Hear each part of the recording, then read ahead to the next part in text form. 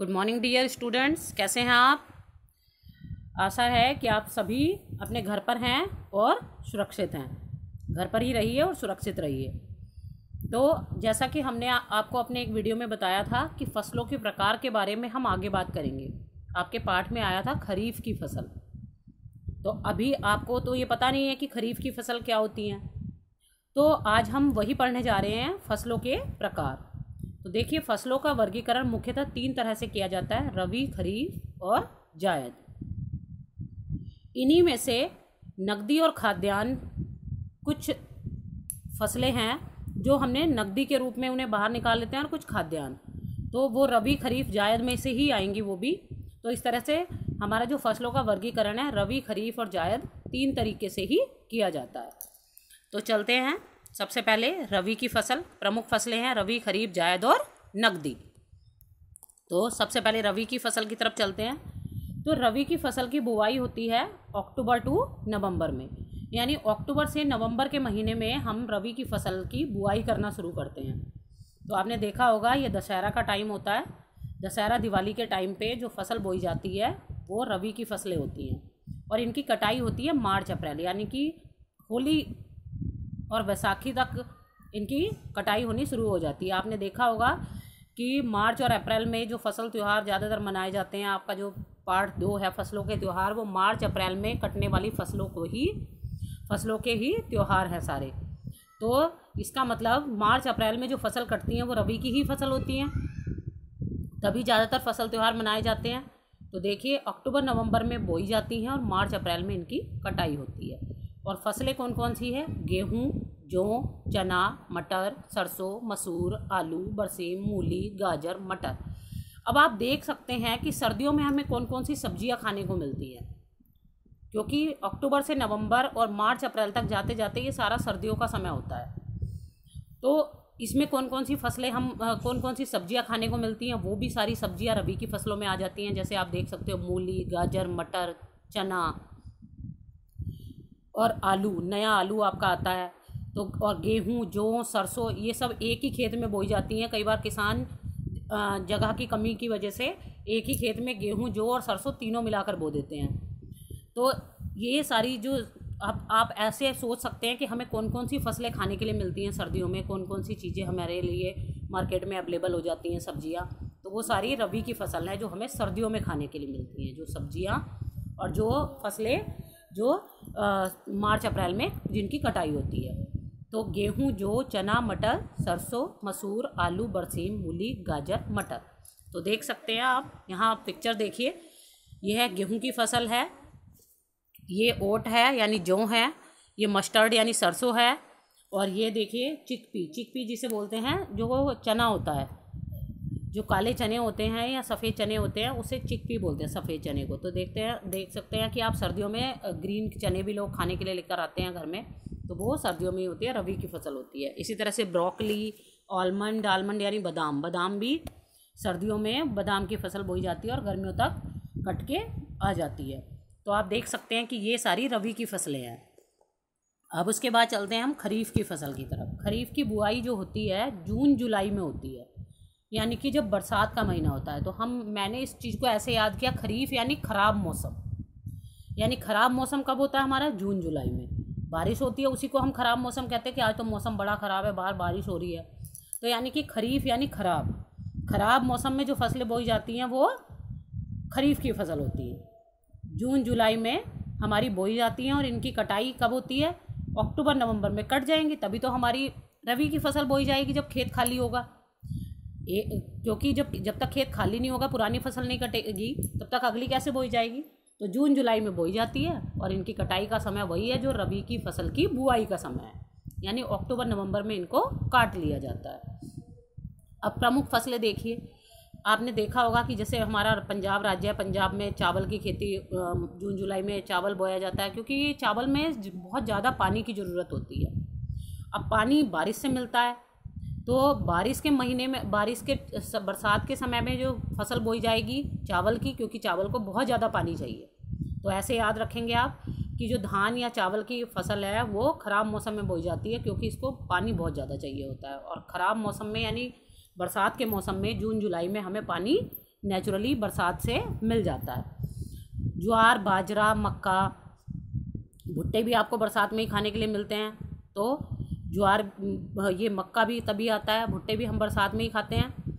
ज्वार, बाजरा, मक्का, jute, मूंग, मूंगफली, तंबाकू, उड़द, कपास, सोयाबीन, अरहर, ये सारी सब्जियां हमारी ख़राब मौसम में बोई जाती हैं और अक्टूबर नवंबर में काट ली जाती हैं। यानी कि ये क्या है, खरीफ की फसलें हैं। फिर से सुनिए, चावल, ज्वार, बाजरा, मक्का, जूट, मूंग, मूंगफली, तंबाकू, उड़द, कपास, सोयाबीन, अरहर।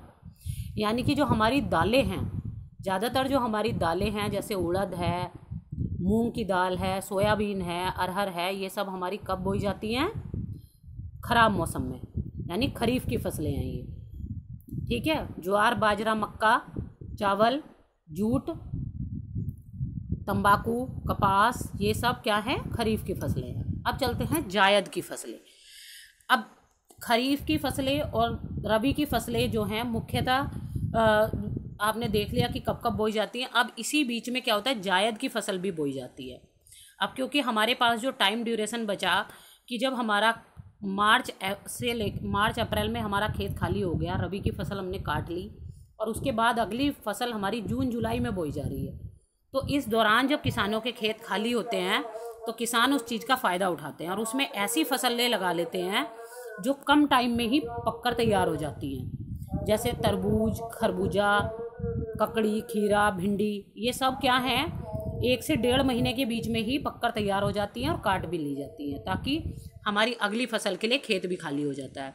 तो यानी कि रबी और खरीफ की फसलों की बुआई और कटाई के बीच में जो समय होता है उसमें जायद की फसलें बोई जाती हैं, यानी मार्च से जुलाई के बीच में, क्योंकि मार्च अप्रैल में रबी की फसल कट जाती हैं और जून जुलाई से खरीफ की फसल बोनी शुरू होती है। तो इस बीच में जब खेत खाली होता है तो किसान क्या करते हैं, छोटे छोटे टाइम ड्यूरेशन वाली फसलें बो देते हैं, जैसे तरबूज, खरबूजा, ककड़ी, खीरा, भिंडी, जो कि हमें अभी खाने के लिए मिलने वाली है। आप देखेंगे कि अप्रैल जा चुका है और हमारी रबी की फसलें कट चुकी हैं और अब मई जून में, यानी मार्च में बोदी होंगी, जिनके खेत मार्च में खाली हो गए या अप्रैल में खाली हो गए, और जुलाई तक हमें तरबूज, खरबूजा, ककड़ी, खीरा, भिंडी और अनेक प्रकार की ऐसी सब्जियां जो गर्मियों में मिलती हैं, टिंडा, ये सब हमें खाने के लिए मिलनी शुरू हो जाएंगी। तो ये होती हैं जायद की फसलें।